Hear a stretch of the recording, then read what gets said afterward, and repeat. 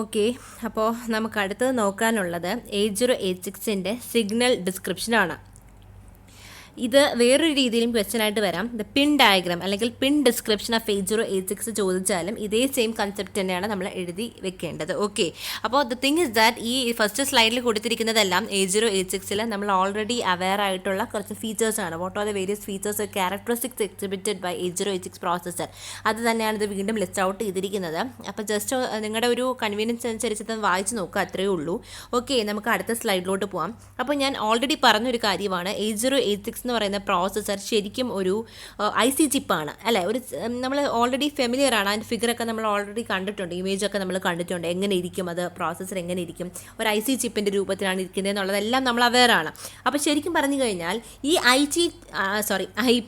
IC ചിപ്പിൽ എത്ര പിന്നുകളുണ്ടോ, IC ചിപ്പിൽ എത്ര പിന്നുകളുണ്ടോ അത്രയും പിന്നുകൾക്കും each and every pin of that particular IC ചിപ്പിന് അവരുടേതായ റെലവൻസ് ഉണ്ടാവും, അവരുടേതായ ഇമ്പോർട്ടൻസ് ഉണ്ടാവും, അവരുടേതായ ഫങ്ഷണാലിറ്റീസ് ഉണ്ടാവും. Okay, each and every pin of that particular IC chip will have their own functionalities or their own set of operations. Okay, അപ്പം അതുപോലെ ഈ 8086 എന്ന് പറയുന്ന 40 പിന്നായിട്ടുള്ള IC, 8086-ൻ്റെ പിന്നിന് എത്ര പിന്നുകളുള്ളത്, എത്ര പിന്നുള്ള IC ചിപ്പാണ് 8086? 40 പിൻസ് ഉള്ള IC ചിപ്പാണ് 8086. അപ്പോൾ ഈ 40 പിന്നുകൾ അടങ്ങുന്ന IC ചിപ്പായ 8086-ന് എന്തുണ്ട്, ഈ ഓരോ പിന്നുകൾക്കും അവരുടേതായ ഇമ്പോർട്ടൻസും അവരുടേതായ മീനിങ്ങും അവരുടേതായ സെറ്റ് ഓഫ് ഓപ്പറേഷൻസും ഉണ്ട്. അത് നമുക്ക് പഠിക്കണം. അത് നമുക്ക് എക്സാമിന് പല രീതികളിലായിട്ട് ക്വസ്റ്റ്യൻ ചോദിക്കാം. ഓവറോളായിട്ട് 8086-ൻ്റെ പിൻ ഡയഗ്രാം എക്സ്പ്ലെയിൻ ചെയ്യാൻ അങ്ങനെ ചോദിക്കാറില്ല, അങ്ങനെ ചോദിച്ചതായിട്ട് കണ്ടിട്ടില്ല. പകരം ഈ പറയുന്ന സിഗ്നൽസിൽ ഏതെങ്കിലും സിഗ്നൽസ് ഒക്കെ തന്നിട്ട് അതെന്താണ്, അതിൻ്റെ റോൾ എന്താണ് അല്ലേ, ഈ പറയുന്ന പിന്ന് എന്തിനു വേണ്ടി യൂസ് ചെയ്യുന്നു, ഈ പറയുന്ന സിഗ്നൽ എന്തിനു വേണ്ടി യൂസ് ചെയ്യുന്നു, ഇതൊക്കെ ശരിക്കും പറഞ്ഞു കഴിഞ്ഞാൽ ഓരോ പിന്നിനും കറസ്പോണ്ടിങ് ആയിട്ടുള്ള സിഗ്നൽസാണ് എഴുതിയിരിക്കുന്നത്. അപ്പോൾ ഓരോ സിഗ്നൽസിൻ്റെയും എന്താണ് റെലവൻസ് എന്നുള്ളത് ചിലപ്പോൾ ചോദിച്ചേക്കാം. ഓക്കെ, അപ്പോൾ നമുക്ക് എന്തായാലും പോവാം. പക്ഷേ അതിന് മുന്നേ നമ്മളൊരു കാര്യം മനസ്സിലാക്കണം. ചില ഡിവൈസുകൾക്ക് വ്യത്യസ്ത മോഡിൽ വർക്ക് ചെയ്യാനുള്ള സാഹചര്യമുണ്ട്. ദാറ്റ് മീൻസ് ചില ഡിവൈസുകൾക്ക് മാത്രം. ഫോർ എക്സാമ്പിൾ, നിങ്ങളുടെ റിയൽ ടൈം ആപ്ലിക്കേഷനിൽ നോക്കുകയാണെന്നുണ്ടെങ്കിൽ നിങ്ങളുടെ എയർ കണ്ടീഷണറിൻ്റെ പ്രത്യേകത എന്താണ്, അങ്ങേയറ്റം ചൂടുള്ള സമയത്ത് നമുക്ക് എന്താ ഫുള്ളി AC മോഡിൽ തന്നെ വർക്ക് ചെയ്യിപ്പിക്കാം അല്ലേ. എയർ കണ്ടീഷണർ എന്ന് പറയുന്ന ഡിവൈസ് ഫുള്ളി AC മോഡിൽ തന്നെ വർക്ക് ചെയ്യിപ്പിക്കാം. അതേസമയം റീസണബിൾ എമൗണ്ട് ഓഫ് ടെമ്പറേച്ചറാണ്, ദാറ്റ് മീൻസ് നമുക്ക് അധികം ചൂടൊന്നുമില്ല, ആ AC കൊണ്ട് തന്നെ ഫാനിൻ്റെ മോഡിൽ വർക്ക് ചെയ്യിപ്പിക്കാനുള്ള സിറ്റുവേഷൻ ആണെങ്കിൽ അങ്ങനെയും ചെയ്യാം, ശരിയല്ലേ. ഫാൻ മാത്രം ഓണായി കിടക്കട്ടെ എന്നുള്ള രീതിയിൽ നമുക്ക് വർക്ക് ചെയ്യിപ്പിക്കാം. അപ്പം ആ സെയിം ഡിവൈസ് തന്നെയാണ് വ്യത്യസ്ത രീതിയിൽ ബിഹേവ് ചെയ്യുന്നത്. അപ്പം ശരിക്കും പറഞ്ഞു കഴിഞ്ഞാൽ അവർക്ക് സ്വന്തമായിട്ട് അറിയത്തില്ല. ചിലപ്പം നമ്മൾ ടെമ്പറേച്ചർ സെറ്റ് ചെയ്ത് കൊടുക്കുന്നതനുസരിച്ച് വേണമെങ്കിൽ അവർക്കത് അഡ്ജസ്റ്റ് ചെയ്തിട്ട് ടെമ്പറേച്ചർ കൂടുകയോ കുറയോ ചെയ്യുന്നതനുസരിച്ച് ACയോ ഫാനോ ഓട്ടോമാറ്റിക്കലി ഓൺ ചെയ്യാനുള്ള പ്രൊവിഷൻ ചെയ്ത് കൊടുക്കാം.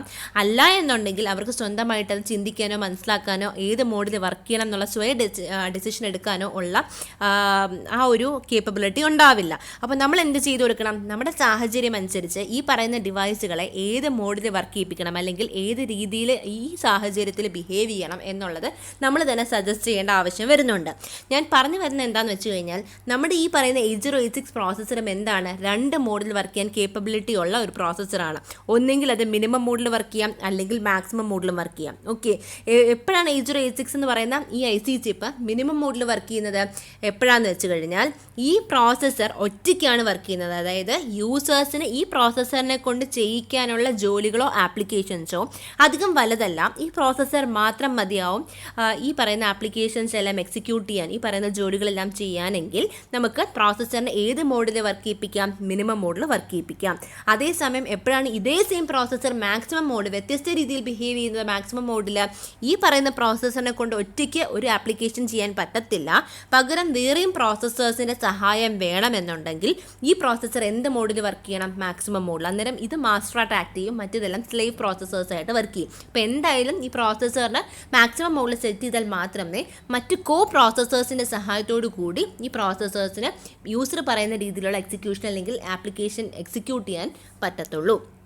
ഓക്കെ, അപ്പം എന്തുകൊണ്ട് ഈ മിനിമം മോഡിൻ്റെയും മാക്സിമം മോഡിൻ്റെയും കാര്യം ഞാൻ പറയുന്നു എന്ന് വെച്ച് കഴിഞ്ഞാൽ ഇതിൽ ഏറെക്കുറെ പിന്നും കോമൺ ആണ്. ഓക്കെ, 8086-ലെ IC ചിപ്പിൽ 40 പിന്നിൽ ഏകദേശം ഏറെക്കുറെ പിന്നുകളും കോമൺ ആണ്. മിനിമം മോഡിലാണെങ്കിലും മാക്സിമം മോഡിലാണെങ്കിലും ഒരേപോലെ കണ്ടുവരുന്ന പിന്നുകളാണ് ഏറെക്കുറയും. പിന്നെ ചില പിന്നുകൾ എന്തുണ്ട്, മാക്സിമം മോഡിൽ മാത്രം വർക്ക് ചെയ്യുന്ന പിന്നുകളുണ്ട്. അതേ സമയത്ത് മിനിമം മോഡിലാണെങ്കിൽ ആ സ്ഥാനത്ത് വേറെ പിന്നുകളാണ് മിനിമം മോഡിലുള്ളത്. ഒന്നുകൂടെ പറഞ്ഞു തരാം, അറൗണ്ട് 75% ഓഫ് ദ പിന്ന് ശരിക്കും കോമൺ പിന്നുകളാണ്. മിനിമം മോഡായാലും മാക്സിമം മോഡായാലും ഒരേപോലെ കണ്ടുവരുന്ന പിന്നുകളാണ്.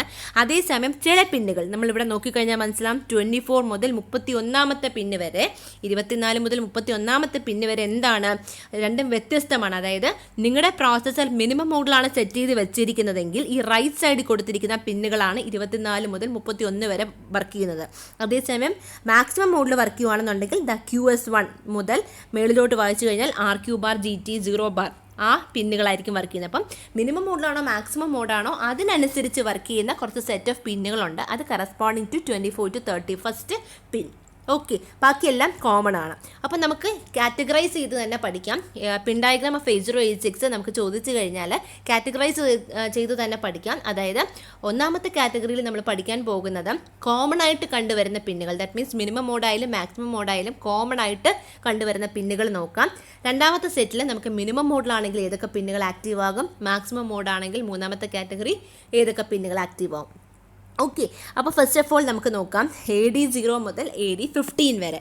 അപ്പം എന്താണ് കൺസെപ്റ്റ് എന്ന് വെച്ച് കഴിഞ്ഞാൽ നമുക്കറിയാവുന്ന കാര്യമാണ്, 8086 എന്ന് പറയുന്ന പ്രോസസ്സർ ശരിക്കും എത്ര ഡേറ്റാ ബസ് കപ്പാസിറ്റിയാണുള്ളത്, 16 ബിറ്റാണ് 8086 പ്രോസസ്സറിൻ്റെ ഡേറ്റാ ബസ് കപ്പാസിറ്റി. ഓക്കെ, അപ്പം 16 ബിറ്റ് സൈസുള്ള ഡേറ്റാ ബസ്സിൻ്റെ കപ്പാസിറ്റി, അതായത് 16 ഡേറ്റ ലൈൻസ് ആണുള്ളത്. അതിനെ നമുക്ക് എങ്ങനെ എഴുതാം, D0 മുതൽ D15 വരെ, ഒരിക്കലും D1 to D16 എഴുതരുത്, D0 to D15 എന്ന് എഴുതാം.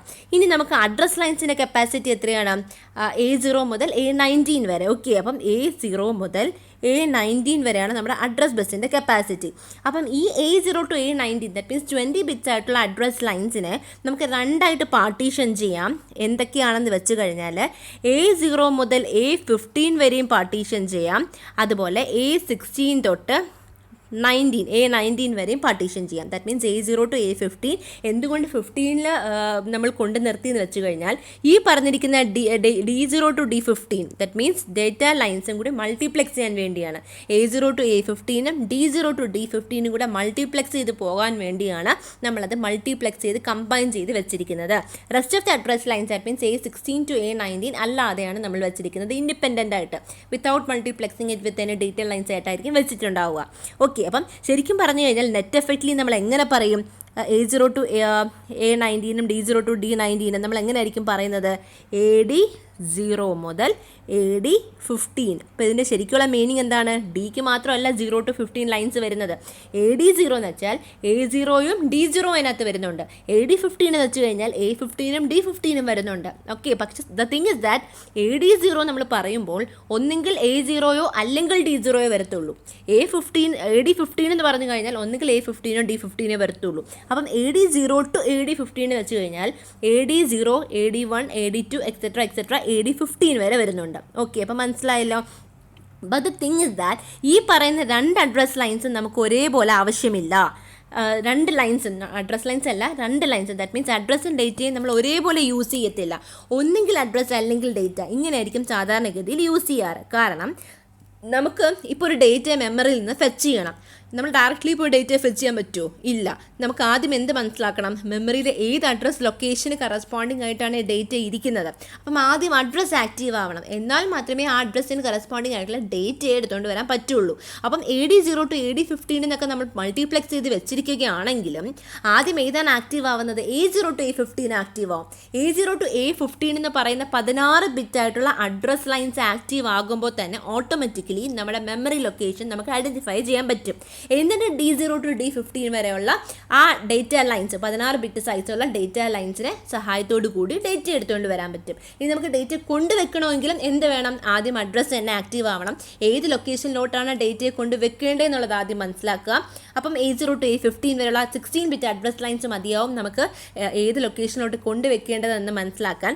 അതിനുശേഷം നമ്മൾ എന്ത് ചെയ്യാം, കറസ്പോണ്ടിങ് ആയിട്ട് D0 to D15 വരെയുള്ള ഡേറ്റ ലൈൻസ് കൊണ്ടുവയ്ക്കുക. ഓക്കെ, അപ്പം that means AD0 to AD15 although it is multiplexed. Okay, A0 to A15 D0 to D15 ആയിട്ട് മൾട്ടിപ്ലെക്സ് ചെയ്ത് വെച്ചിരിക്കുവാണെങ്കിൽ ആദ്യത്തെ കുറച്ച് ക്ലോക്ക് സൈക്കിളിൽ, ഓക്കെ, ക്ലോക്ക് സൈക്കിൾ എന്താണെന്ന് പറഞ്ഞുതരാം. ആദ്യത്തെ കുറച്ച് ക്ലോക്ക് സൈക്കിളിൽ എന്താ വർക്ക് ചെയ്യുന്നത്? അഡ്രസ് ലൈൻസ് ആയിരിക്കും വർക്ക് ചെയ്യുന്നത്. പിന്നത്തെ ക്ലോക്ക് സൈക്കിൾ എന്തായിരിക്കും വർക്ക് ചെയ്യുന്നത്? ഡേറ്റ ലൈൻസേ വർക്ക് ചെയ്യത്തുള്ളൂ. ഓക്കെ, അപ്പം ക്ലോക്ക് സൈക്കിൾ എന്താണെന്ന് വെച്ചാൽ നമ്മളിപ്പോൾ ആദ്യം തന്നെ ഞാൻ കുറച്ച് കാര്യങ്ങൾ പറഞ്ഞു തന്നിട്ടുണ്ടായിരുന്നു ഫസ്റ്റ് ക്ലാസ്സിൽ തന്നെ. അതായത് നമ്മുടെ ഈ പറയുന്ന പ്രോസസ്സറിന് ക്ലോക്ക് എന്ന് പറയുന്ന ഒരു ഇൻറ്റേർണൽ ഡിവൈസ് ഉണ്ട്. ഈ പ്രോസസ്സറിൻ്റെ ഓവറോൾ ഓപ്പറേഷനെ വളരെയധികം ഇൻഫ്ലുവൻസ് ചെയ്യുന്ന ഒരു ഡിവൈസാണ് ക്ലോക്ക്, ഇൻറ്റേർണൽ ക്ലോക്ക്. ഈ ക്ലോക്ക് എത്രത്തോളം ഫാസ്റ്ററായിട്ട് റൺ ചെയ്യുന്നു അത്രത്തോളം ഫാസ്റ്ററായിട്ട് പ്രോസസ്സറിനും എക്സിക്യൂഷൻ പോസിബിൾ ആക്കാം. ഓക്കെ, അത്രയും മനസ്സിലായി. ഇനി ക്ലോക്ക് സൈക്കിൾ എന്താണെന്ന് വെച്ച് കഴിഞ്ഞാൽ ഇത് ഒരു ക്ലോക്ക് സൈക്കിളാണ്. അതായത് ലോവർ ടു ഹയർ ഒരു ക്ലോക്ക് ഇൻപുട്ട് കൊടുക്കുന്ന അനുസരിച്ചാണ് പ്രോസസ്സർ വർക്ക് ചെയ്ത് തുടങ്ങുന്നത്. അപ്പം ഓരോ ഇൻസ്ട്രക്ഷനും അതിൻ്റേതായ എന്തുണ്ട്? ക്ലോക്ക് സൈക്കിളുണ്ട്. ഓക്കെ, അത് ഡിപ്പെൻഡ് ചെയ്യും. ഞാൻ പറഞ്ഞു തീർച്ചയായിട്ടും ഈ പ്രോസസ്സറിനെ കൊണ്ട് മനസ്സിലാക്കുക. പ്രോസസ്സറിനെ കൊണ്ട് ഓരോ ജോലികൾ നമ്മൾ ചെയ്യണമെങ്കിൽ പ്രോഗ്രാം എഴുതി കൊടുത്താലേ പറ്റുള്ളൂ. പ്രോഗ്രാം എന്ന് പറഞ്ഞു കഴിഞ്ഞാൽ നമ്മൾ സിമ്പിളായിട്ട് പറഞ്ഞ് തീർക്കാൻ പറ്റുന്ന കാര്യമല്ല. കുറേ സെറ്റ് ഓഫ് ഇൻസ്ട്രക്ഷൻസ് ഉണ്ടാവും. ഓക്കെ, ഇപ്പോൾ for example move AL, BL. Okay, move AL, BL എന്ന് പറയുന്ന ഇൻസ്ട്രക്ഷൻ നിങ്ങളുടെ കയ്യിലുണ്ടെന്ന് വിചാരിച്ചോളൂ. ഈ മൂവ് AL, BL എന്ന് പറയുന്ന ഇൻസ്ട്രക്ഷൻ ശരിക്കും എന്താ ചെയ്യുന്നത്? BL എന്ന് പറയുന്ന രജിസ്റ്ററിൽ ഇരിക്കുന്ന ഡേറ്റ് എടുത്തുകൊണ്ട് AL എന്ന് പറയുന്ന രജിസ്റ്ററിൽ കോപ്പി ചെയ്ത് പേസ്റ്റ് ചെയ്ത് വെക്കുകയാണ് ചെയ്യുന്നത്. അതായത് BLൽ എന്ത് ഡേറ്റ് ഉണ്ടായിരുന്നോ അത് കോപ്പി ചെയ്ത് AL എന്ന് പറയുന്ന രജിസ്റ്ററിലോട്ട് പേസ്റ്റ് ചെയ്യുകയാണ് ചെയ്യുന്നത്. നിങ്ങൾക്ക് AL, BL എന്ന് പറയുന്ന രജിസ്റ്റേഴ്സ് ഒക്കെ ഓൾറെഡി അറിയാമല്ലോ അല്ലേ? ശരിക്കും പറഞ്ഞു കഴിഞ്ഞാൽ AX, BX, CX, DX ഇങ്ങനെ 4 16 ബിറ്റായിട്ടുള്ള ജനറൽ പർപ്പസ് രജിസ്റ്റേഴ്സാണ് നമുക്കുള്ളത്. അത് അതേപോലെ 16 ബിറ്റായിട്ട് തന്നെ മെയിൻറ്റെയിൻ ചെയ്യാം, അല്ലെങ്കിൽ 8 ബിറ്റായിട്ട് മെയിൻറ്റെയിൻ ചെയ്യാമെന്ന് പറഞ്ഞിട്ടുണ്ട്. അപ്പം ALും BLും ശരിക്കും ലോവർ ആയിട്ടുള്ള 8 ബിറ്റ് രജിസ്റ്റേഴ്സ് ഓഫ് AXും BXും ആണ്. ഓക്കെ, അതറിയാം. അപ്പോൾ ഞാൻ പറഞ്ഞു വരുന്നത്, ഒരു പർട്ടിക്കുലർ ഇൻസ്ട്രക്ഷൻ എടുത്തു കഴിഞ്ഞാൽ ആ ഇൻസ്ട്രക്ഷൻ എത്രത്തോളം സമയമെടുത്താണ് എക്സിക്യൂട്ട് ചെയ്യുന്നത് എന്നത് അതിൻ്റെ ക്ലോക്ക് സൈക്കിൾ വെച്ച് നമുക്ക് പറയാൻ പറ്റും. പക്ഷേ ഈ ക്ലോക്ക് സൈക്കിൾ എത്ര ക്ലോക്ക് സൈക്കിൾ എടുത്തിട്ടാണ് ഈ ഒരു ഇൻസ്ട്രക്ഷൻ എക്സിക്യൂട്ട് ചെയ്യേണ്ടത് എന്നുള്ളത് ഇത് എത്ര ബൈറ്റ് ഇൻസ്ട്രക്ഷൻ ആണ് എന്നതിനെ ഡിപ്പെൻഡ് ചെയ്തിരിക്കും. ഒന്നുകൂടെ പറഞ്ഞു തരാം. ഓരോ ഇൻസ്ട്രക്ഷനും അതിൻ്റേതായ സൈസ് ഉണ്ട്. 1 ബൈറ്റ് ഇൻസ്ട്രക്ഷൻ ഉണ്ട്, 2 ബൈറ്റ് ഇൻസ്ട്രക്ഷൻ ഉണ്ട്, മാക്സിമം 3 ബൈറ്റ് ഇൻസ്ട്രക്ഷൻ വരെ ഉണ്ട്. നമ്മൾ സാധാരണഗതിയിൽ 1 ബൈറ്റ് 2 ബൈറ്റ് ഇൻസ്ട്രക്ഷൻസ് ഒക്കെ സാധാരണഗതിയിൽ യൂസ് ചെയ്യാറുള്ളൂ. അപ്പോൾ അതുവരെയുള്ള കാര്യങ്ങൾ പറയാം. അപ്പം നമ്മുടെ സൈസ് ഓഫ് ദി ഇൻസ്ട്രക്ഷൻ എത്രയാണോ അതിനനുസരിച്ചാണ് നമുക്ക് പറയാൻ പറ്റുന്നത് നമുക്ക് എത്ര ക്ലോക്ക് സൈക്കിൾ കൊണ്ട് ആ ഇൻസ്ട്രക്ഷൻ എക്സിക്യൂട്ട് ചെയ്യാൻ പറ്റും. ഓക്കെ, അപ്പം ഇത് ശരിക്കും ഒരു ക്ലോക്ക് സൈക്കിളാണ്. ഓക്കെ, എപ്പോഴും ഒരു ക്ലോക്ക് സൈക്കിൾ. ഇപ്പോൾ ഫോർ എക്സാമ്പിൾ ഇത് T1 എന്ന് പറയുന്ന ക്ലോക്ക് സൈക്കിളാണെന്ന് വിചാരിച്ചോ. അപ്പോൾ T1 എന്ന് പറയുന്ന ടൈം പീരീഡ് ആണ്. ഫോർ എക്സാമ്പിൾ 9 to 9:10 9 മണി തൊട്ട് 9:10 വരെ ഒരു ടൈം പീരീഡാണ്. ആ സമയത്ത് ഇന്ന ക്ലോക്ക് ഇമ്പൾസ് കൊടുത്താൽ ഈ പറയുന്ന ഇൻസ്ട്രക്ഷൻ്റെ എന്തൊക്കെ ചെയ്യും? ഈ ഇൻസ്ട്രക്ഷൻ തന്നെ ഒരുപാട് കാര്യങ്ങൾ ചെയ്യാനില്ലേ? ഒരൊറ്റ ലൈൻ ഓഫ് ഇൻസ്ട്രക്ഷൻ ആണെങ്കിൽ പോലും പല കാര്യങ്ങളും ഇതിനകത്ത് നടക്കുന്നുണ്ട്. ഓക്കെ, അപ്പം ആ സമയത്ത് എന്ത് സംഭവിക്കും? എന്തായിരിക്കും ഈ ഇൻസ്ട്രക്ഷനെ ബേസ് ചെയ്ത് ചെയ്യുന്നത്? അതാണ് T1. അപ്പം ഇത് ഒരു ക്ലോക്ക് സൈക്കിൾ. അടുത്തത് എന്ത് സംഭവിക്കും? T2. ഓക്കെ, അപ്പോൾ അങ്ങനെ അടുത്ത T2 എന്ന് പറയുന്ന സമയത്ത് എന്ത് സംഭവിക്കും? അപ്പോൾ ഓരോ ഇൻസ്ട്രക്ഷനും എത്രത്തോളം സമയമെടുത്ത് അല്ലെങ്കിൽ എത്രത്തോളം ക്ലോക്ക് സൈക്കിൾസ് ഇൻവോൾവ് ചെയ്തിട്ടാണ് അവരുടെ എക്സിക്യൂഷൻ കംപ്ലീറ്റ് ആവുന്നത് എന്നതിനെ ഡിപ്പെൻഡ് ചെയ്യുന്നത് എന്താണ് അതിനെ ഡിസൈഡ് ചെയ്ത് പറയുന്നത്? ഈ ഇൻസ്ട്രക്ഷൻ്റെ സൈസ്. 1 ബൈറ്റ് ആണെങ്കിൽ അതിനനുസരിച്ചുള്ള ക്ലോക്ക് സൈക്കിൾസ് എടുക്കത്തുള്ളൂ, 2 ബൈറ്റ് ആണെങ്കിൽ അതിനനുസരിച്ചുള്ള കൂടുതൽ ക്ലോക്ക് സൈക്കിൾസ് എടുക്കും. ഓക്കെ, ഇനി വേറൊരു കാര്യം ഞാനിന്ന് പറഞ്ഞോട്ടെ. ഞാനിത് ഒരു തവണ നേരത്തെ ക്ലാസ്സിൽ പറഞ്ഞ കാര്യമാണ്. ഏതൊരു ഇൻസ്ട്രക്ഷനും 2 പാർട്ടുണ്ട്, ഓപ്പ് കോഡ് പാർട്ടും ഓപ്പറൻഡ് പാർട്ടും. അപ്പോൾ ശരിക്കും പറഞ്ഞു കഴിഞ്ഞാൽ നമ്മുടെ ഈ ഒരു ഇൻസ്ട്രക്ഷനിൽ ഇത്രയും ഓപ്പ് കോഡ് പാർട്ടാണ്. മൂവ് AL എന്ന് പറയുന്ന ഓപ്പ് കോഡ് പാർട്ടാണ്.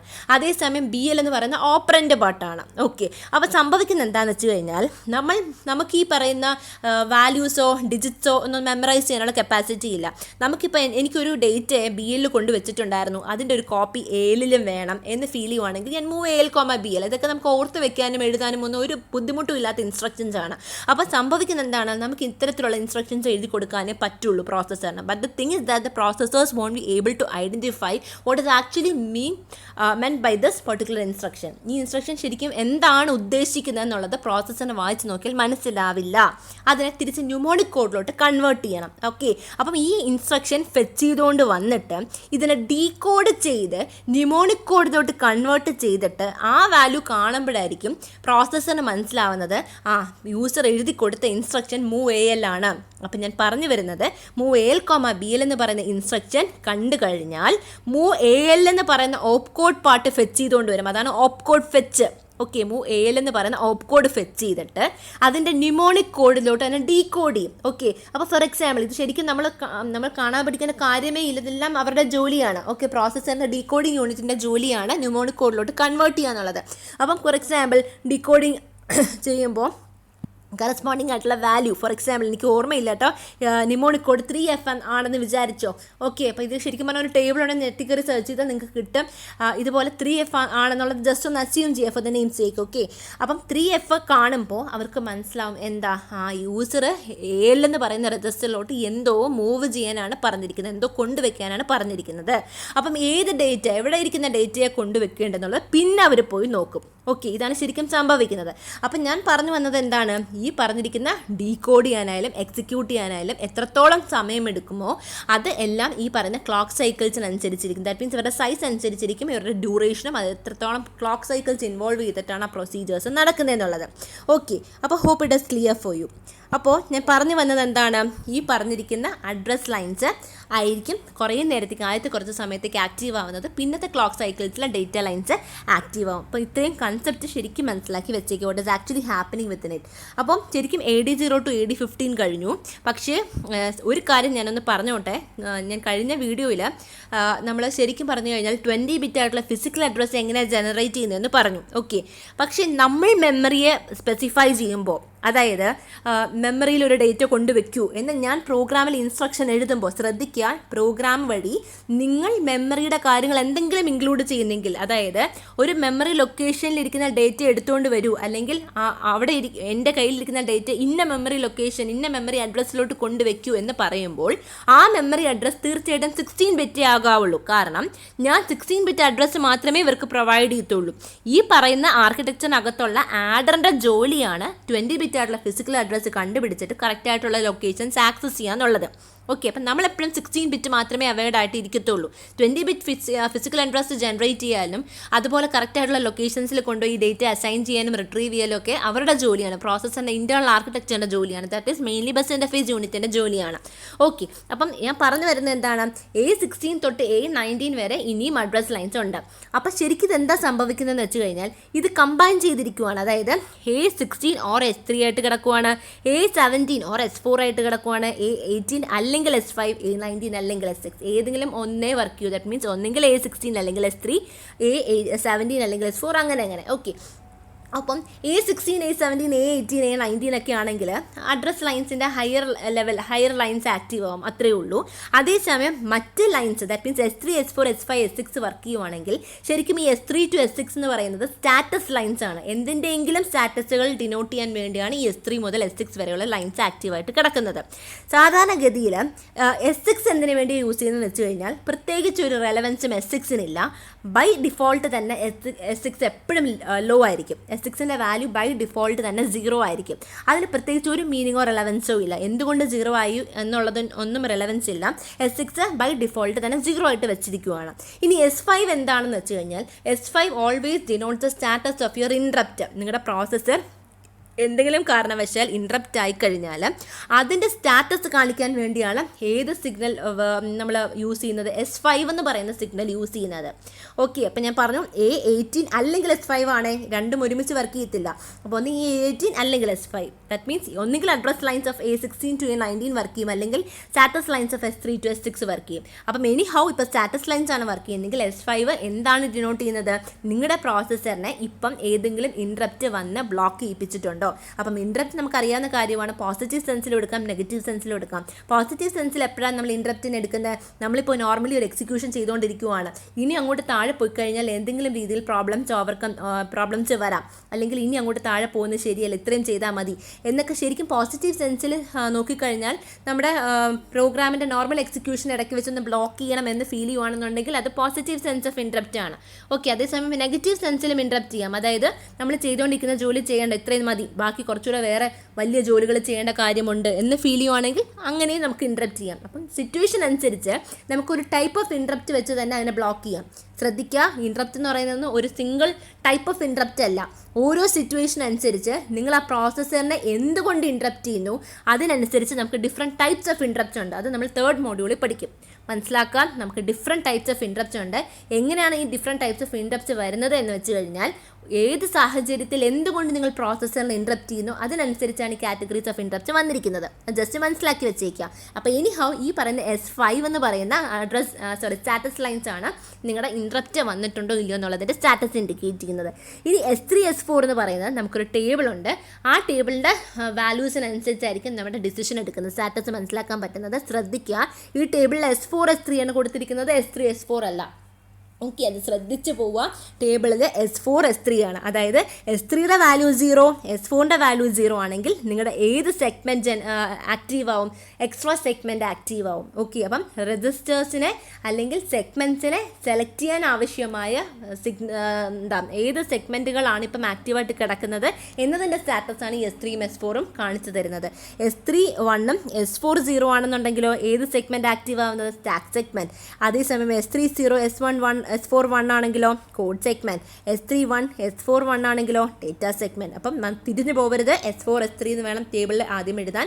0 0 0 1 1 0 1 1 extra segment, stack segment, code segment, data segment. അപ്പം കറസ്പോണ്ടിംഗ്ലി സെഗ്മെൻറ്റ്സ് ഏതൊക്കെ ആക്റ്റീവ് ആകുന്നുണ്ട് എന്നതിൻ്റെ സ്റ്റാറ്റസ് ആണ് S3 S4 എന്ന് പറയുന്ന 2 സ്റ്റാറ്റസ് സിഗ്നൽസിൻ്റെ സഹായത്തോടു കൂടി നമുക്ക് പറഞ്ഞു തരുന്നത്. അപ്പം ഇത്രയും ക്ലിയർ ആണ്. എന്താ, നമുക്ക് A0 to A15 വരെയുള്ള അഡ്രസ് ലൈൻസ് വേറെ കിടപ്പുണ്ട്, D0 to D15 വരെയുള്ള ഡേറ്റ ലൈൻസ് കിടപ്പുണ്ട്. പക്ഷേ ഇതിനെ മൾട്ടിപ്ലെക്സ് ചെയ്ത് വെച്ചിരിക്കുകയാണ്. ആദ്യത്തെ കുറച്ച് സമയം അഡ്രസ് ലൈൻസ് ആയിരിക്കും ആക്റ്റീവ് ആവുന്നത്, പിന്നെ കുറച്ച് സമയം ഡേറ്റ ലൈൻസ് ആയിരിക്കും വർക്ക് ചെയ്യുന്നത്. ഇത് മൾട്ടിപ്ലെക്സ് ചെയ്ത് വെച്ചിരിക്കുന്നത് കൊണ്ട് തന്നെ അറ്റ് എ ടൈം രണ്ടും ആക്റ്റീവ് ആവില്ല, ഒന്നുകിൽ അഡ്രസ് അല്ലെങ്കിൽ ഡേറ്റ. അപ്പം നമ്മുടെ കോമൺ സെൻസ് അനുസരിച്ച് തന്നെ നമുക്ക് മനസ്സിലാക്കാവുന്നേ ഉള്ളൂ. ആദ്യം അഡ്രസ് ആണ് ആക്റ്റീവ് ആവേണ്ടത് അല്ലേ, പിന്നെ ഡേറ്റ ആക്റ്റീവ് ആവും. പിന്നെ അതിനുശേഷം നമ്മൾ A16 to A19 നോക്കി, അത് മൾട്ടിപ്ലെക്സ് ചെയ്ത് വെച്ചിരിക്കുകയാണ്. എങ്ങനെ മൾട്ടിപ്ലെക്സ് ചെയ്ത് വെച്ചിരിക്കുകയാണ്? S3 മുതൽ S6 വരെയുള്ള സ്റ്റാറ്റസ് സിഗ്നൽസുമായിട്ട് മൾട്ടിപ്ലെക്സ് ചെയ്ത് വെച്ചിരിക്കുകയാണ്. അതിൻ്റെ ഓരോന്നിൻ്റെയും റെലവൻസും എന്താണെന്നുള്ളത് ഞാൻ പറഞ്ഞു തന്നു. ഓക്കെ, ഇനി അടുത്ത നമുക്ക് BHE/S7, അടുത്തൊരു സ്റ്റാറ്റസ് സിഗ്നലും വരുന്നുണ്ട്, S7. ഓക്കെ, അപ്പം ബസ് ഹൈ എനേബിൾ വർക്ക് ചെയ്യാം അല്ലെങ്കിൽ സ്റ്റാറ്റസ്. ശ്രദ്ധിക്കാം, ഈ BHE ബാർ ഉണ്ട് കേട്ടോ. ഓക്കെ, ഒരു ലൈൻ മേളിൽ കാണാമല്ലോ. That means it is an active low signal. എപ്പോഴെങ്കിലും ഏതെങ്കിലും സിഗ്നലിൻ്റെ മേളിൽ ഒരു ബാർ കണ്ടു കഴിഞ്ഞാൽ, ദാറ്റ് മീൻസ് ഒരു സ്ലാഷ് പോലെ ഒരു ബാർ കണ്ടു കഴിഞ്ഞാൽ നിങ്ങൾ ജസ്റ്റ് മനസ്സിലാക്കിക്കൊള്ളാം, ഇതൊരു ആക്റ്റീവ് ലോ സിഗ്നലാണ്. ദാറ്റ് മീൻസ് ആ സിഗ്നൽ ആക്റ്റീവ് ആവുന്നത് അതിന് 0 വാല്യൂ കൊടുക്കുമ്പോൾ മാത്രമാണ്. 1 കൊടുത്തു കഴിഞ്ഞാൽ അത് ആക്റ്റീവ് ആവില്ല. ഓക്കെ, അപ്പം അതാണ് ബാർ കൊടുത്താലുള്ള സിഗ്നൽ ആക്റ്റീവ് ലോ സിഗ്നലായിട്ട് നമ്മൾ പറയുന്നത്. അപ്പോൾ BHEയും ഒരു ആക്റ്റീവ് ലോ സിഗ്നലാണ്, BHE ബാർ ആയിട്ടാണ് നമ്മൾ അതിനെ ഡിഫൈൻ ചെയ്യുന്നത്. അപ്പം ഇത് മൾട്ടിപ്ലെക്സ് ചെയ്ത് വെച്ചിരിക്കുകയാണ്. ഒന്നെങ്കിൽ BHE ബാർ വർക്ക് ചെയ്യും അല്ലെങ്കിൽ S7 വർക്ക് ചെയ്യും. ഓക്കെ, ഇനി BHE ബാറിന് 2 പ്രത്യേകതകളുണ്ട്, 2 ഫങ്ഷണാലിറ്റീസ് ഉണ്ട്. ഒന്നാമത്തെ ഫങ്ഷണാലിറ്റി എന്താണെന്ന് വെച്ച് കഴിഞ്ഞാൽ ബസ് ആക്സസ് പോസിബിൾ ആക്കാൻ വേണ്ടി. അതായത് ബസ് എന്ന് പറയുന്ന സംഭവം നമുക്കറിയാം, 3 ടൈപ്സ് ഓഫ് ബസ്സസ് ഉണ്ട്. But don't think that this busses are used only by the processor. ഈ ബസ് കൊണ്ട് വേറെ പലർക്കും ഉപയോഗമുണ്ട്. അതായത് വെളിയിലിരിക്കുന്ന മെമ്മറിക്ക് ഉപയോഗമുണ്ട്, വെളിയിൽ മറ്റേതെങ്കിലും എക്സ്റ്റേണൽ ഡിവൈസസ് ഉണ്ടെങ്കിൽ, IO ഡിവൈസസ് ഉണ്ടെങ്കിൽ അവർക്കും ചിലപ്പോൾ നമ്മുടെ ഈ സ്വന്തം പ്രോസസ്സറിൻ്റെ ബസ് ആവശ്യമായിട്ട് വരും. അങ്ങനെ പലർക്കും ഈ പറയുന്ന ബസ്സുകളുടെ ആവശ്യം വരുന്നുണ്ട്. അപ്പം ഈ ബസ്സിൻ്റെ ട്രാൻസ്ഫർ പോസിബിൾ ആക്കാൻ വേണ്ടി, എനേബിൾ ചെയ്യാൻ വേണ്ടിയാണ് ബസ് ഹൈ എനേബിൾ എന്ന് പറയുന്ന സിഗ്നൽ നമ്മൾ യൂസ് ചെയ്യുന്നത്. രണ്ടാമത്തെ ഉപയോഗം ഓഫ് BHE ബാർ എന്ന് പറഞ്ഞു കഴിഞ്ഞാൽ നമുക്ക് ശരിക്കും മെമ്മറിയെ സെഗ്മെൻറ്റുകളുടെ രൂപത്തിൽ ഡിഫൈൻ ചെയ്യുന്ന കാര്യം ഞാൻ പറഞ്ഞു. വേറൊരു കൺസെപ്റ്റ്, അഡ്രസ് ലൊക്കേഷൻസ് വെച്ച് നോക്കിക്കഴിഞ്ഞാൽ നമുക്ക് വേറൊരു രീതിയിൽ മെമ്മറിയെ ഡിഫൈൻ ചെയ്യാം. മെമ്മറിയെ ഓഡ് ബാങ്കായിട്ടും ഈവൻ ബാങ്കുമായിട്ട് നമുക്ക് ഡിഫൈൻ ചെയ്യാം. അത് പിന്നെ ഇനി വരുന്ന ക്ലാസ്സുകളിൽ നമ്മൾ പഠിക്കത്തേ ഉള്ളൂ. അപ്പം ജസ്റ്റ് മനസ്സിലാക്കാം, സെഗ്മെൻറ്റുകളുടെ രൂപത്തിൽ ഡിഫൈൻ ചെയ്തു, അതാത് സ്ഥാനങ്ങളിൽ അതാത് സാധനങ്ങൾ കൊണ്ടുവയ്ക്കാനാണ് നമ്മൾ സെഗ്മെൻറ്റിൻ്റെ രൂപത്തിൽ ഡിഫൈൻ ചെയ്തത്. അതേസമയം മെമ്മറിയെ നമുക്ക് വേറൊരു കൺസെപ്റ്റ് വെച്ച് ഡിവൈഡ് ചെയ്യുവാണെങ്കിൽ ദാറ്റ് മീൻസ് അഡ്രസ്സിങ്. ഓക്കെ, 2000, 2002, 2004, 2006 ഒക്കെ. അപ്പോൾ അങ്ങനെയുള്ള ഈവൻ അഡ്രസ്സിലൊക്കെ വരുന്ന സംഭവങ്ങൾ ഈവൻ ബാങ്ക് നമ്മൾ വിളിക്കും. അതേസമയം 2001, 2003, 2005, 2007 അങ്ങനെ ഓഡ് നമ്പറിൽ എൻഡ് ചെയ്യുന്ന അഡ്രസ്സുകളെ ആ ഒരു ബാങ്കിനെ ഓഡ് ബാങ്ക് എന്ന് വിളിക്കും. അപ്പോൾ ഈ ഓഡ് ബാങ്കിനെ എനേബിൾ ചെയ്യാൻ, ഓക്കെ, ആക്ടിവേറ്റ് ചെയ്യാൻ അല്ലെങ്കിൽ സെലക്ട് ചെയ്യാൻ നമ്മൾ BHE ബാർ എന്ന് പറയുന്ന സിഗ്നലാണ് യൂസ് ചെയ്യുന്നത്. അപ്പോൾ 2 ഫങ്ഷണാലിറ്റീസ് ഏതൊക്കെയാണെന്ന് മനസ്സിലായല്ലോ. ഇനി S7 എന്ന് പറയുന്ന സിഗ്നൽ നമ്മൾ ഈ ഓവറോൾ ആയിട്ടുള്ള സ്റ്റാറ്റസ് ഇൻഫർമേഷന് വേണ്ടിയാണ് യൂസ് ചെയ്യുന്നത്. ഓക്കെ, നമുക്ക് ബാക്കിയുള്ള കാര്യങ്ങളെല്ലാം ഈ പറയുന്ന ബസ് വേറെ ഏതെങ്കിലും റിസോഴ്സസ് യൂസ് ചെയ്യുന്നുണ്ടോ ഇല്ലയോ എന്നുള്ളതെല്ലാം അതിൻ്റെ സ്റ്റാറ്റസ് കാണിക്കാൻ വേണ്ടിയാണ് S7 എന്ന് പറയുന്ന സ്റ്റാറ്റസ് സിഗ്നൽ യൂസ് ചെയ്യുന്നത്. അപ്പം I think it is clear. Okay, അടുത്ത signal which is used common. അപ്പം നമ്മളിപ്പോൾ പഠിക്കുന്നതെല്ലാം കോമൺ സിഗ്നൽസ് ആണ്. അതായത് മിനിമം മോഡായാലും മാക്സിമം മോഡായാലും ഒരേപോലെ നമ്മൾ യൂസ് ചെയ്യുന്ന സിഗ്നൽസ് ആണ് നമ്മളിപ്പോൾ പഠിച്ചുകൊണ്ടിരിക്കുന്നത്. അടുത്ത സിഗ്നൽ RD. ഒരു കാര്യം ഞാൻ പറഞ്ഞോട്ടെ, ലൈൻ വന്നിട്ടില്ല, ഇത് RD ബാർ ആണ്. Okay, there is A bar slash in just top of the signal RD. നോക്കിക്കഴിഞ്ഞാൽ മനസ്സിലാവും. ഇവിടെ കണ്ടോ RD ബാറുണ്ട്. ഓക്കെ, കണ്ടോ 32ാമത്തെ പിൻ RD ബാറുണ്ട്. അതായത് RD എന്ന് പറയുന്ന റീഡ് സിഗ്നലാണ്, ആക്റ്റീവ് ലോ സിഗ്നലാണ്. അപ്പം എന്തിനു വേണ്ടിയെന്ന് വെച്ച് കഴിഞ്ഞാൽ എന്തെങ്കിലും സംഭവങ്ങൾ റീഡ് ചെയ്യാൻ, അത് എവിടെ നിന്ന് വേണമെങ്കിലും ആവാം. ഒന്നെങ്കിൽ ഈ പറയുന്ന മെമ്മറിയിൽ നിന്നും റീഡ് ചെയ്യാം, അല്ലെങ്കിൽ വെളിയിലിരിക്കുന്ന മറ്റ് IO ഡിവൈസുകളിൽ നിന്നും റീഡ് ചെയ്യാം. അപ്പം എവിടെ നിന്നെങ്കിലും എന്തെങ്കിലും കണ്ടന്റ് റീഡ് ചെയ്യണമെങ്കിൽ RD ബാർ എന്ന് പറയുന്ന സിഗ്നൽ ആക്റ്റീവ് ലോ സിഗ്നലാണ്. ദാറ്റ് മീൻസ് 0 വാല്യൂ കൊടുത്താൽ മാത്രമേ ആക്റ്റീവ് ആവത്തുള്ളൂ. നമ്മൾ 0 വാല്യൂ കൊടുക്കും, അപ്പം ഓട്ടോമാറ്റിക്കലി ആക്റ്റീവ് ആവും, അവർ റീഡ് ചെയ്യാൻ തുടങ്ങും. ഓക്കെ, അപ്പം അത് റീഡ് സിഗ്നൽ. റെഡി സിഗ്നൽ എന്താണെന്ന് വെച്ച് കഴിഞ്ഞാൽ നമുക്ക് ഞാൻ പറഞ്ഞു നമ്മുടെ പ്രോസസ്സറിൻ്റെ സ്വന്തമായിട്ടുള്ള സംഭവമാണ് ബസ്സുകൾ, അല്ലെ? പ്രോസസ്സറിൻ്റെ സ്വന്തം റിസോഴ്സാണ് ബസ്സുകൾ. പക്ഷേ ഈ ബസ്സുകൾ don't think that the processor alone can use this buses, അല്ലേ? ഈ ബസ്സുകൾ മറ്റ് പല ഡിവൈസുകൾക്കും ആവശ്യത്തിനനുസരിച്ച് യൂസ് ചെയ്യാം. അപ്പം ഈ പറയുന്ന വെളിയിലിരിക്കുന്ന മറ്റ് ഡിവൈസുകൾക്ക് ഈ ബസ്സിനെ ആക്സസ് ചെയ്യണമെങ്കിൽ യൂസ് ചെയ്യുന്ന സിഗ്നലാണ് ready signal. Okay, that means it is actually the acknowledgement from the slow device or memory, okay, that they have completed the data transfer. അതായത് ഞാൻ പറഞ്ഞതുപോലെ നമ്മുടെ വെളിയിലിരിക്കുന്ന ഡിവൈസുകൾ നമ്മുടെ ബസ്സെല്ലാം യൂസ് ചെയ്തതിന് ശേഷം, ശ്രദ്ധിക്കുക, ഇപ്പോൾ എനിക്കിപ്പോൾ ഞാനൊരു പ്രോസസ്സറാണെന്ന് ജസ്റ്റ് അസ്യൂം ചെയ്യുക. ഞാനൊരു 8086 പ്രോസസ്സറാണ്. അപ്പോൾ എൻ്റെ സ്വന്തമായിട്ട് എനിക്ക് ബസ്സുകളെല്ലാം ഉണ്ട്. ഈ ബസ്സുകളുടെ സഹായത്തോടു കൂടി മാത്രമേ എനിക്ക് എൻ്റേതായ ഓപ്പറേഷൻസ് എന്തൊക്കെ പ്രോഗ്രാമർ തന്നാലും ചെയ്യാൻ പറ്റത്തുള്ളൂ. പക്ഷേ ഈ വെളിയിലിരിക്കുന്ന ഡിവൈസുകൾക്ക് ഇതേ സെയിം ബസ്, എൻ്റെ കയ്യിലിരിക്കുന്ന ബസ്സുകൾ ഉണ്ടായാൽ മാത്രമേ എന്ത് ചെയ്യാൻ പറ്റുള്ളൂ, മറ്റ് പല കാര്യങ്ങളും അവർക്കും ചെയ്യാൻ പറ്റത്തുള്ളൂ. അങ്ങനത്തെ സിറ്റുവേഷൻസും വരാറുണ്ട്. ഓക്കെ, അപ്പോൾ ഫോർ എക്സാമ്പിൾ ഇപ്പം മെമ്മറിയിൽ നിന്നും ഡേറ്റ എടുത്തുകൊണ്ട് വരണം, അല്ലെ? വെളിയിലിരിക്കുന്ന മെമ്മറിയിൽ നിന്നും ഡേറ്റ എടുത്തുകൊണ്ട് വരണമെങ്കിൽ എൻ്റെ ഈ പ്രോസസ്സറിൻ്റെ ബസ് യൂസ് ചെയ്ത് മാത്രമേ ഈ മെമ്മറിയിൽ നിന്നുമുള്ള ഡേറ്റ ഫെച്ച് ചെയ്തുകൊണ്ട് വരാൻ പറ്റത്തുള്ളൂ. അതുപോലെ വേറെ എക്സ്റ്റേണൽ ഡിവൈസസിനും ഈ പറയുന്ന ബസ്സുകൾ യൂസ് ചെയ്ത് മാത്രമേ അവരുടെ കയ്യിലിരിക്കുന്ന ഡേറ്റയെ പ്രോസസ്സറിൻ്റെ കയ്യിൽ എത്തിക്കാനോ അല്ലെങ്കിൽ പ്രോസസ്സർ എക്സിക്യൂട്ട് ചെയ്ത് കിട്ടുന്ന റിസൾട്ടിന് ആ ഡിവൈസ് വഴി ഔട്ട്പുട്ട് ചെയ്യിക്കാനോ ഒക്കെ പറ്റത്തുള്ളൂ. അപ്പം ഈ ബസ്സുകൾ ഈ പറയുന്ന എക്സ്റ്റേണൽ ഡിവൈസസ് യൂസ് ചെയ്തതിന് ശേഷം തിരിച്ചു കൊടുക്കാം. മനസ്സിലായി? റെഡിയാണ്, ഈ ബസ്സിന് റെഡിയാണ്, ഇനി പ്രോസസ്സറിൻ്റെ സ്വന്തം ആവശ്യങ്ങൾക്ക് വേണ്ടി ഇതെടുക്കാം എന്നതാണ് ഈ സിഗ്നൽ ഡിനോട്ട് ചെയ്യുന്നത്. That means the bus is now free for accessing by the processor. That is ഇത് റിലീസ് ചെയ്ത് കഴിഞ്ഞു. ബാക്കിയുള്ള ഡിവൈസസ് എല്ലാം ഈ ബസ്സിൻ്റെ ആക്സസ് റിലീസ് ചെയ്ത് കഴിഞ്ഞു. ഓക്കെ, റെഡിയാണ്, ഈ ബസ് പ്രോസസ്സറിൻ്റെ സ്വന്തം ആവശ്യത്തിന് വേണ്ടി റെഡി ആയിട്ട് ഇരിക്കുവാണ്. ഓക്കെ, അത്രയേ ഉള്ളൂ. ഇനി അടുത്ത് നമുക്ക് ഇൻട്രപ്റ്റ് ആണ്, ഇൻട്രപ്റ്റ് റിക്വസ്റ്റ് ആണ്. അപ്പം ഞാൻ പറഞ്ഞു നമ്മുടെ പ്രോസസ്സർ നോർമലായിട്ട് വർക്ക് ചെയ്തുകൊണ്ടിരിക്കുന്നതിൻ്റെ ഇടയിൽ എന്തെങ്കിലും കാരണവശാൽ പല രീതികളിലും ഇൻട്രപ്റ്റുകൾ വരാം. അപ്പം ഏത് ടൈപ്പ് ഓഫ് ഇൻട്രപ്റ്റ് ആണെന്നുള്ളത്, ദാറ്റ് മീൻസ് ഏത് സാഹചര്യത്തിൽ എന്ത് കാരണം കൊണ്ട് അവിടെ ഇൻട്രപ്റ്റ് ചെയ്യിപ്പിക്കുന്നു, അതിനനുസരിച്ച് പല ടൈപ്സ് ഓഫ് ഇൻട്രപ്റ്റും ഉണ്ട്. അപ്പോൾ ദ തിങ് ഇസ് ദാറ്റ് ആ ടൈപ്പ് ഓഫ് ഇൻട്രപ്റ്റ് എല്ലാം നമ്മൾ പ്രയോറിറ്റൈസ് ചെയ്തിട്ടുണ്ട്. അതായത് ഓരോ ടൈപ്പ് ഓഫ് ഇൻട്രപ്റ്റിനും അതിൻ്റേതായ പ്രയോറിറ്റി സെറ്റ് ചെയ്ത് വെച്ചിട്ടുണ്ട്. ഓക്കെ, അപ്പം നമ്മളിപ്പോൾ നോർമലി പ്രോസസ്സർ ഒരു ജോലി ചെയ്തുകൊണ്ടിരിക്കുകയാണ്. ഓക്കെ, അപ്പം ഈ പ്രോസസ്സർ ചെയ്തുകൊണ്ടിരിക്കുന്ന ജോലിയേക്കാൾ ഹയർ പ്രയോറിറ്റി ആയിട്ടുള്ള ഒരു ഇൻട്രപ്റ്റ് ആണ് വന്നിരിക്കുന്നതെങ്കിൽ തീർച്ചയായിട്ടും പ്രോസസ്സർ എന്ത് ചെയ്യണം, അയാളുടെ നോർമൽ എക്സിക്യൂഷൻ കുറച്ച് നേരത്തേക്ക് സസ്പെൻഡ് ചെയ്യണം. എന്നിട്ട് ഈ പറയുന്ന ഹൈ പ്രയോറിറ്റിയുള്ള ഇൻട്രപ്റ്റിൻ്റെ കാര്യങ്ങൾക്ക് വേണ്ടി ബാക്കി കാര്യങ്ങൾ നോക്കിക്കൊള്ളണം. ഓക്കെ, അതേസമയം പ്രോസസ്സർ ചെയ്തുകൊണ്ടിരിക്കുന്ന ജോലിയേക്കാൾ ലെസ് പ്രയോറിറ്റി ആയിട്ടുള്ള ജോലിയാണ് ഇൻട്രപ്റ്റ് വഴി വരുന്നതെങ്കിൽ എന്ത് ചെയ്യുക, അത് നെഗ്ലക്റ്റ് ചെയ്യുക. അയാളുടെ ജോലി, പ്രോസസ്സർ ചെയ്തുകൊണ്ടിരുന്ന ജോലി തന്നെ അയാൾ കണ്ടിന്യൂ ചെയ്യുക. അപ്പം ഇപ്പം വലിയൊരു ജോലിയാണ്, ദാറ്റ് മീൻസ് ഹയർ പ്രയോറിറ്റി ആയിട്ടുള്ള ഒരു ടാസ്ക്കാണ് ഇൻട്രപ്റ്റ് വഴി വരുന്നതെന്നുണ്ടെങ്കിൽ എന്ത് ചെയ്യും ഈ പ്രോസസ്സർ, ഇൻട്രപ്റ്റ് അക്നോളജി എന്ന് വെച്ച് കഴിഞ്ഞാൽ ഓക്കെ, നിങ്ങളുടെ പ്രയോറിറ്റി ആയിട്ടുള്ള ഒരു ടാസ്ക്കാണ് നിങ്ങൾ തന്നിരിക്കുന്നത്, അല്ലെങ്കിൽ പ്രയോറിറ്റി ആയിട്ടുള്ള ഇൻട്രപ്റ്റാണ് നിങ്ങൾ തന്നിരിക്കുന്നത്, ഞാൻ ഈ ഇൻട്രപ്റ്റ് സ്വീകരിച്ചിരിക്കുന്നു, ഞാൻ എന്താണെന്ന് വെച്ചാൽ ചെയ്യാം എന്നുള്ളത് ഇൻട്രപ്റ്റ് അക്നോളജി. അല്ലാന്നുണ്ടെങ്കിൽ ഇവർ സിംപ്ലി അത് നെഗ്ലക്റ്റ് ചെയ്യത്തേ ഉള്ളൂ. ഓക്കെ, അതാണ് ഇൻട്രപ്റ്റ് റിക്വസ്റ്റ്. ഓക്കെ, അപ്പം മനസ്സിലാക്കാം ഇൻട്രപ്റ്റ് റിക്വസ്റ്റ് എന്ന് പറയുന്നത് എന്തിനു വേണ്ടിയാണ് യൂസ് ചെയ്യുന്നുള്ളത് മനസ്സിലാക്കുക. ഓക്കെ, ഇനി ഈ ഇൻട്രപ്റ്റിൽ തന്നെ ഒരു വളരെ വലിയ ഇമ്പോർട്ടൻ്റ് ആയിട്ടുള്ള ഒരു ടൈപ്പ് ഓഫ് ഇൻട്രപ്റ്റ് ആണ് NMI, non maskable interrupt. It is actually A type 2 interrupt. Type 2 ആയിട്ടുള്ളൊരു ഇൻട്രപ്റ്റാണ് NMI, നോൺ മാസ്കബിൾ ഇൻട്രപ്റ്റ്. ഇതിൻ്റെ സിമ്പിൾ ആപ്ലിക്കേഷൻ പറഞ്ഞു കഴിഞ്ഞാൽ, നിങ്ങളുടെ CPU ഉണ്ടല്ലോ, കമ്പ്യൂട്ടറിൻ്റെ CPU അല്ലേ, അതിൽ പവർ ബട്ടൺ ഉണ്ടല്ലോ, പവർ ബട്ടൺ, വെളിയിൽ കാണുന്ന പവർ ബട്ടൺ, അതിനെ ഫോഴ്സ്ഫുള്ളി പ്രസ് ചെയ്തിട്ട് ഷട്ട് ഡൗൺ ചെയ്യുക. ഓക്കെ, എന്താ സംഭവിക്കുന്നത്? ഓട്ടോമാറ്റിക്കലി അത് ഷട്ട് ഡൗൺ ആയിപ്പോൾ. നിങ്ങൾ എന്തൊക്കെ വലിയ ജോലികളാണ് ചെയ്തിരുന്നെങ്കിലും അത് ഓട്ടോമാറ്റിക്കലി ഷട്ട് ഡൗൺ ആവും. That means non maskable interrupt ആണ്. നമുക്കതിനൊന്നും ചെയ്യാൻ പറ്റത്തില്ല. നിങ്ങൾ ഫോഴ്സ്ഫുള്ളി ആ ബട്ടൺ പ്രസ് ചെയ്ത് കഴിഞ്ഞാൽ അത് ഷട്ട് ഡൗൺ ആവുക തന്നെ ചെയ്യും. അതേസമയം മറ്റ് പല ഇൻട്രപ്റ്റുകളുമുണ്ട്. എന്താ, നമുക്ക് വേണമെങ്കിൽ മാസ്ക് ചെയ്യാം, അതായത് അതിനെ ഓവർകം ചെയ്യാൻ. അതായത് പല ടൈപ്സ് ഓഫ് ഇൻട്രപ്ഷൻ വന്നു കഴിഞ്ഞാൽ അതിനെ വേണ്ടെന്ന് വെക്കുകയോ അല്ലെങ്കിൽ അത് വന്നാൽ അതിനെ ഓവർകം ചെയ്യാൻ ഉള്ള സൊല്യൂഷൻസ് നമ്മുടെ കയ്യിലുണ്ട്. അതെല്ലാം മാസ്കബിൾ ഇൻട്രപ്റ്റ്സ് ആയിരുന്നു. ഓക്കെ, അപ്പം ഈ നോൺ മാസ്കബിൾ ഇൻട്രപ്റ്റ് വന്നു കഴിഞ്ഞാൽ നമുക്ക് ഒരു കാരണവശാലും അത് എക്സിക്യൂട്ട് ചെയ്തിരിക്കാൻ പറ്റത്തില്ല. നമുക്ക് അതിനെ ഓവർകം ചെയ്യാനോ അതിനെ മാറ്റി നിർത്താനോ ഒന്നും പറ്റത്തില്ല. എക്സിക്യൂട്ട് ചെയ്താലേ പറ്റുള്ളൂ, ആ ഇൻട്രപ്റ്റ് കൺസിഡർ ചെയ്താലേ പറ്റുള്ളൂ. പ്രോസസ്സർ എത്ര വലിയ ജോലി ചെയ്താലും NMI വന്നാൽ അത് കൺസിഡർ ചെയ്താലേ പറ്റത്തുള്ളൂ. ഓക്കെ, അപ്പം NMI എന്ന് പറയുന്ന ഇൻട്രപ്റ്റും ഉണ്ട്. ഓക്കെ, ഇനി അടുത്തത് വരുന്നത് ടെസ്റ്റ് എന്ന് പറയുന്ന പിന്നാണ്. ഓക്കെ, ടെസ്റ്റ് എന്ന് പറയുന്ന പിന്ന് the status of various processors which is residing outside. അതായത് ഞാൻ പറഞ്ഞില്ലായോ, നമുക്ക് പ്രോസസ്സർ അല്ലാതെ വേറെയും പല ഡിവൈസുകൾ പ്രോസസ്സറിന് ചുറ്റുമുണ്ടാവും അല്ലേ. പ്രോസസ്സർ മാത്രമായിട്ടല്ല ഈ പറയുന്ന ജോലികൾ ചെയ്യുന്നത്. പ്രോസസ്സറിന് സപ്പോർട്ട് ചെയ്യാൻ മെമ്മറി ഉണ്ടാവും, വേറെ പല ഡിവൈസുകളുണ്ടാവും.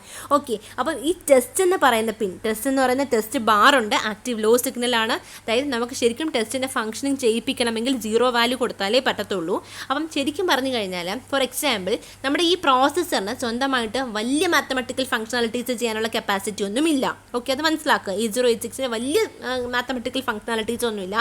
Simple addition, subtraction, decimal adjust അല്ലെങ്കിൽ ആസി അഡ്ജസ്റ്റ്, അത്രയ്ക്ക് ചെറിയ ചെറിയ കാര്യങ്ങൾ മാത്രമേ 8086 എന്ന് പറയുന്ന പ്രോസസ്സറിനെ കൊണ്ട് ചെയ്യാൻ പറ്റുള്ളൂ. അപ്പോൾ വലിയ മാത്തമെറ്റിക്കൽ ഫംഗ്ഷനാലിറ്റീസ് ഒക്കെ ചെയ്യണമെന്നുണ്ടെങ്കിൽ നമ്മൾ വേറെ ഒരു പ്രോസസ്സറിനെയും കൂടി അറ്റാച്ച് ചെയ്യേണ്ടി വരും. ആ പ്രോസസ്സറിൻ്റെ പേരാണ് 8087 മാത്ത് കോ പ്രോസസ്സർ. ഓക്കെ, മാത്ത് കോ പ്രോസസ്സർ. അപ്പം ഈ 8087 പ്രത്യേകത എന്താണ്? ഈ 8087 കൂടെ കണക്ട് ചെയ്യുവാണെങ്കിൽ എവിടെയാണോ 8086 എന്ന് പറയുന്ന പ്രോസസ്സർ ജോലികൾ ചെയ്തുകൊണ്ടിരിക്കുമ്പോൾ എവിടെയാണോ അഡ്വാൻസ്ഡ് ഫംഗ്ഷനാലിറ്റി ഉള്ള മാത്തമെറ്റിക്കൽ ഫംഗ്ഷൻസോ കൺസെപ്റ്റ്സോ യൂസ് ചെയ്യേണ്ടത്, ആ ഒരു സമയത്ത് കുറച്ച് നേരത്തേക്ക് ആർക്ക് വിട്ടുകൊടുക്കും? ആ ജോലികൾ ചെയ്യാനായിട്ട് തൊട്ടടുത്തിരിക്കുന്ന കണക്ട് ചെയ്ത് വെച്ചിരിക്കുന്ന ഈ 8087 വിട്ടുകൊടുക്കും. അവർ ചെയ്തതിന് ശേഷം എക്സിക്യൂട്ട് ചെയ്ത് കിട്ടുന്ന ഔട്ട്പുട്ട് തിരിച്ച് അതുപോലെ 8086 വാങ്ങിച്ചിട്ട് ബാക്കിയുള്ള റെസ്റ്റ് ഓഫ് ദ ജോലി അയാൾ കണ്ടിന്യൂ ചെയ്യും. ഇതാണ് സംഭവിക്കുന്നത്. അപ്പം എന്തിനാണ് ഈ ടെസ്റ്റ് സിഗ്നൽ യൂസ് ചെയ്യുന്നത്? നമുക്ക് ടെസ്റ്റ് ചെയ്യണം അല്ലേ, ഈ പറയുന്ന വെളിയിലിരിക്കുന്ന പ്രോസസ്സറിൻ്റെ ജോലി കംപ്ലീറ്റ് ചെയ്തോ. ഓക്കെ, എന്താണ്? അപ്പം ശ്രദ്ധിക്കുക, വെളിയിൽ ഈ ഡിവൈസ് ഇരിക്കുന്നു, പ്രോസസ്സറിനെ സഹായിക്കാൻ വേണ്ടിയാണ് ഇരിക്കുന്നത്. അപ്പം നാച്ചുറലി ഈ പ്രോസസ്സറിൻ്റെ ബസ് എല്ലാം അവർക്ക് റിലീസ് ചെയ്ത് കൊടുക്കണം. എന്നാൽ മാത്രമേ ഡേറ്റ അങ്ങോട്ട് കൊണ്ടുപോകാനും എടുത്തുകൊണ്ട് വരാനും മെമ്മറിയായിട്ട് ആക്സസ് ചെയ്യാനും എല്ലാം പറ്റത്തുള്ളൂ. ഓക്കെ, അപ്പം ഈ പറയുന്ന സ്റ്റാറ്റസ് ടെസ്റ്റ് ചെയ്യാൻ വേണ്ടിയാണ് നമ്മൾ ഏത് സിഗ്നൽ യൂസ് ചെയ്യുന്നത്? നമ്മുടെ ടെസ്റ്റ് സിഗ്നൽ യൂസ് ചെയ്യുന്നത്. അപ്പം അടുത്ത പറഞ്ഞിരിക്കുന്നത് ഈ പറയുന്ന 8087 പ്രത്യേകതകളാണ്. ഞാൻ പറഞ്ഞ കാര്യങ്ങൾ തന്നെയാണ് പറഞ്ഞിരിക്കുന്നത്. എങ്ങനെയാണ് ഇതിൻ്റെ വർക്കിംഗ്, നോർമൽ ഫംഗ്ഷനിങ് എങ്ങനെയാണെന്നുള്ളതാണ് പറഞ്ഞിരിക്കുന്നത്. Okay, just read it. അടുത്ത റീസെറ്റ് സിഗ്നൽ എന്താണെന്ന് വെച്ച് കഴിഞ്ഞാൽ, റീസെറ്റ് ചെയ്യുക. നിങ്ങളുടെ നോർമൽ സെൻസിൽ യൂസ് ചെയ്യുന്നത് ഈ കൺസെപ്റ്റ് തന്നെയാണ്, റീസെറ്റ് സിഗ്നൽ. ദാറ്റ് മീൻസ് ഈ റീസെറ്റ് കൊടുത്തു കഴിഞ്ഞാൽ ഇപ്പോൾ ചെയ്തുകൊണ്ടിരിക്കുന്ന സംഭവം ടെർമിനേറ്റ് ചെയ്തിട്ട് ഫ്രം ദ ബിഗിനിങ് സ്റ്റാർട്ട് ചെയ്യും. ഓക്കെ, ഫ്രം ദി ഇനിഷ്യൽ സ്റ്റേജിലോട്ട് സ്റ്റാർട്ട് ചെയ്യാൻ വേണ്ടിയാണ് നമ്മൾ ഏത് സിഗ്നൽ കൊടുക്കുന്നത്? Reset signal. പിന്നെ ക്ലോക്ക്, VCC, ഗ്രൗണ്ട് അറിയാലോ. ഇതെല്ലാം 3 സിഗ്നൽസും നമ്മുടെ പ്രോസസ്സറിനെ ആക്ടിവേറ്റ് ചെയ്യാൻ വേണ്ടി, പ്രോസസ്സറിനെ ഓൺ ചെയ്യാൻ, വർക്ക് ചെയ്യിപ്പിക്കാൻ വേണ്ടി യൂസ് ചെയ്യുന്ന സിഗ്നൽസാണ് clock, VCC, GND, ground. Okay, അപ്പോൾ ക്ലോക്ക് ഇൻപുട്ട് എന്താണെന്ന് നമുക്കറിയാം. VCC പവർ സപ്ലൈ +5 വോൾട്ട് ആണെന്നറിയാം. അതുപോലെ ഗ്രൗണ്ടിലും കണക്ട് ചെയ്യുമല്ലോ നമ്മൾ. അപ്പം ഇതൊക്കെ നമുക്ക് ശരിക്കും പറഞ്ഞു കഴിഞ്ഞാൽ എന്തിനു വേണ്ടി യൂസ് ചെയ്യുന്നതാണ്? നമ്മുടെ പ്രോസസ്സറിനെ ആക്ടിവേറ്റ് ചെയ്യാൻ. ദാറ്റ് മീൻസ് അവർ ഫങ്ഷൻ ചെയ്ത് തുടങ്ങാൻ ആവശ്യമായ സിഗ്നൽസാണ്. ഓക്കെ, ഇനി നെക്സ്റ്റ് വീഡിയോയിൽ ഞാൻ മിനിമം മോഡും മാക്സിമം മോഡും എക്സ്പ്ലെയിൻ ചെയ്യാം. Okay, so all those signals that we have studied so far actually the common pins or common signals that were used even if it is defined in terms of minimum mode or maximum mode. That means even if the 8086 processor is defined in terms of minimum mode or maximum mode, all these pins will be there in common. Okay, so hope it is clear for you.